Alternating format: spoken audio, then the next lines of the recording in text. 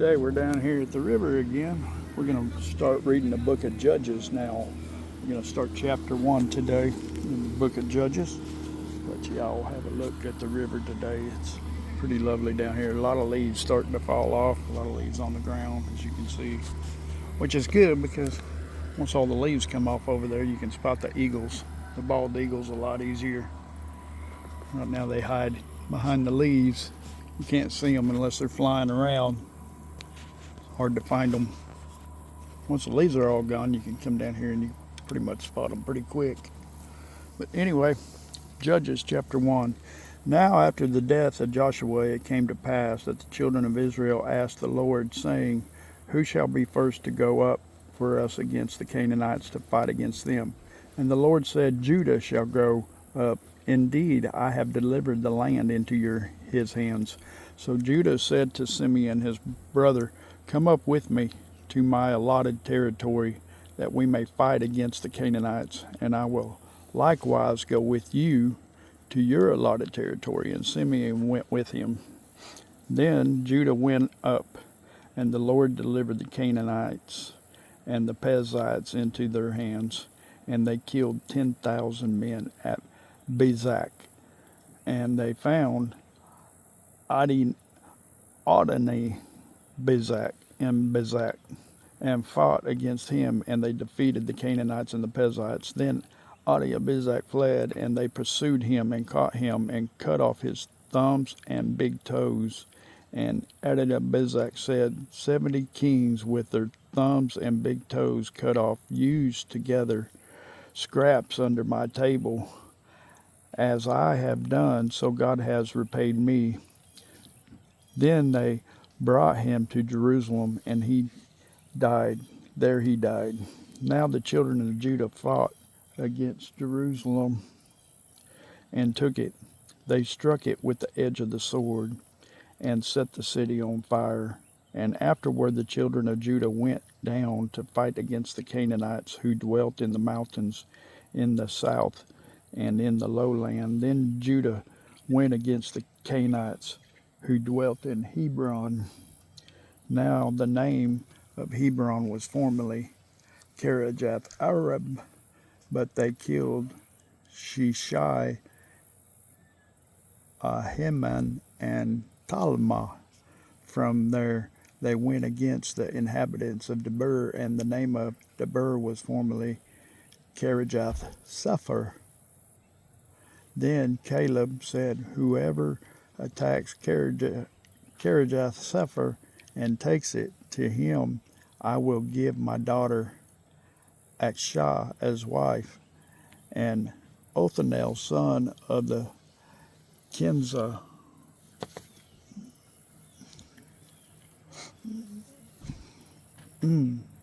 Caleb's younger brother, took it. So he gave his daughter Akshah as wife. Now it happened when she came to him that she urged him to ask her father for a field. And she dismounted from her donkey, and Caleb said to her, What do you wish? So she said to him, Give me a blessing, since you have given me land in the south. Give me also springs of water. And Caleb gave her the upper springs and the lower springs. Now the children of the Kenite, Moses' father-in-law, went up from the city of palms with the children of Judah into the wilderness of Judah, which lies in the south near Arad. And they went and dwelt among the people. And Judah went with his brother Simeon, and they attacked the Canaanites who inhabited Zephath, and utterly destroyed it. So the name of the city was called Hormah. Also Judah took Gaza with its territory, Ashkelon with its territory, and Ekron with its territory. So the Lord was with Judah, and they drove out the mountaineers.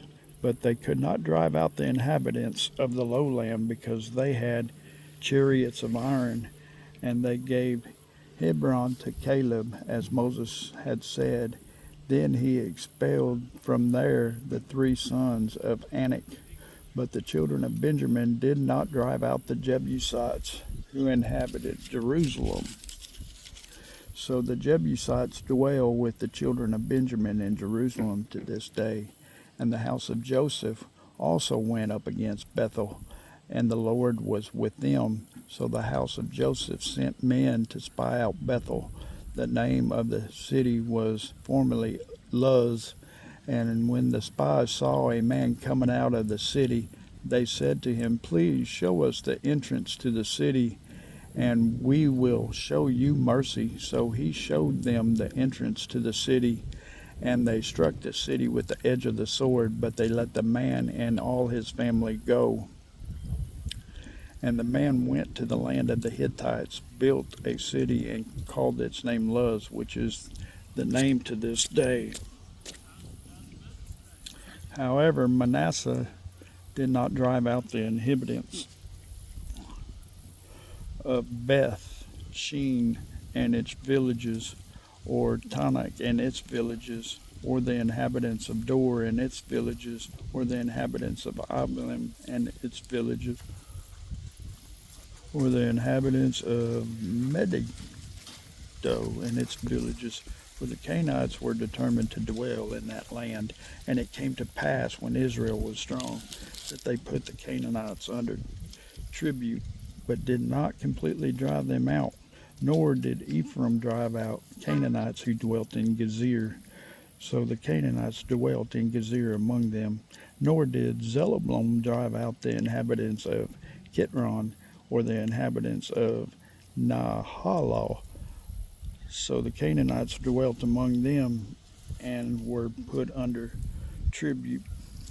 Nor did Asher drive out the inhabitants of Akko, or the inhabitants of Sidon, or of Halab, Akzib, Helbah, Aphilik, and Rohab. So the Asherites dwelt among the Canaanites and the inhabitants of the lands, for they did not drive them out. Nor did Nathanael drive out the inhabitants of Beth Shemesh, or inhabitants of Beth Anath, but they dwelt among the Canaanites and the inhabitants of the land. Nevertheless, the inhabitants of Beth Shemesh and Beth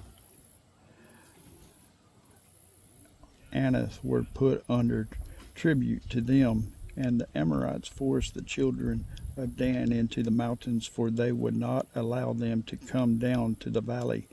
And the Amorites were determined to dwell in Mount Heres, in Hajalon, and in Shalbim. Yet when the strength of the house of Joseph became greater, they were put under the tribute.